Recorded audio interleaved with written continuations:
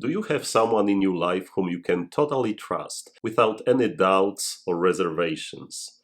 Think about that for a moment. Not someone that you may think you can trust, but a person that you know for certain that would never intentionally hurt you. A person that always wants the best for you as a close friend. It is a treasure to have someone like that. However, one of the most painful and hurtful moments is when the person you trusted ends up betraying you, disappointing, or even hurting you. Welcome everyone, Father Chris. So a new priest was assigned to a certain parish. Right from the beginning, parishioners liked him. He was different than the priest they had before. He had great homilies, preached with passion, always smiling, often sharing a good joke. He was always present to his people. They knew they could always call and see him, talk to him with any problem or question they had. He was a great listener. He also had great contact with children, with youth, with young adults and older parishioners. They really loved and trusted him, often inviting him to their homes for a meal and sharing with him the story of their lives. He was more than just a parish priest for them. He was their friend, their leader, a shepherd, a family member. People just saw in him a holy priest who would never betray them, whom they could totally trust and share with him the deepest secrets of their lives. He was always there for them. But one Sunday, something happened. He didn't show up for Sunday masses. He was always there, so how come he didn't arrive this time? Maybe he is sick. Maybe he needs help. But something worse happened.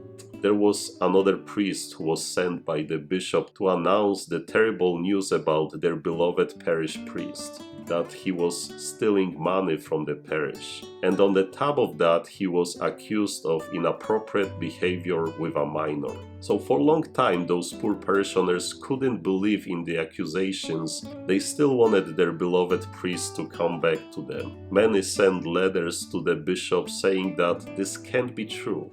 Not him, not their perfect leader, a shepherd they trusted so much. We opened our homes and hearts to him. He would never betray our trust. But unfortunately, those accusations were accurate. He never came back to their parish and another pastor was assigned. Sad. Someone they trusted and loved so much ended up betraying that trust, using his talents just to gain something for himself. Those poor people didn't care about the stolen money, but they couldn't accept the fact that he simply used them and abused their trust. That was the hardest thing to bear. Will there be another priest they could trust again? I'm not sure. I would hope so, but wouldn't blame them if they didn't. And why am I saying this?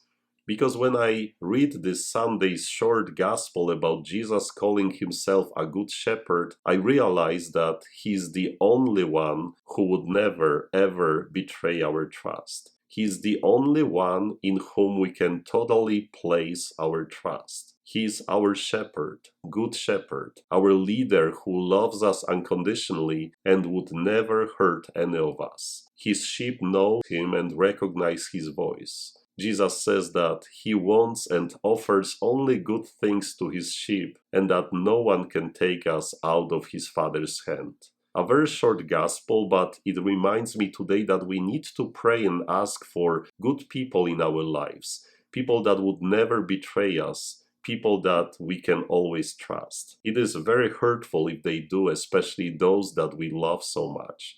But it may happen. It may happen like with that priest deceiving his flock, or with some other priests or bishops or other leaders, and maybe with our own relatives. It may happen that you will regret trusting that person. It may have happened to you already that someone deceived you. However, today, think about Jesus, your good shepherd, who knows you more than anybody else in this world, who loves you unconditionally, whom you can trust totally and share with him even the deepest secrets of your soul. And even if this whole world will deceive you, your good shepherd would never ever do that.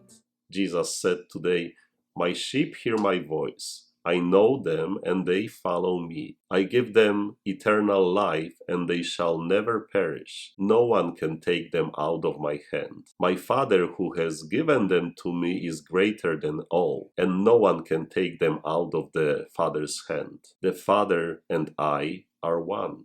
And so, let's go to work. God bless you.